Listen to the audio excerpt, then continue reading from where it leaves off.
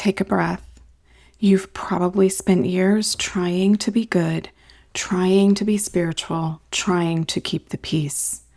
And quite frankly, it's exhausting. Hi, I'm Melanie. People call me your Witchy Mother, and I help women come back to themselves after all of the performing. We talk about what it means to live from your own field, to bless your mornings, to trust your anger, and to let your rituals be small and real.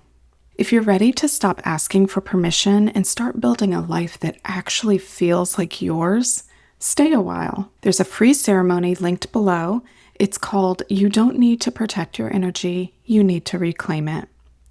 So light a candle and let's begin there.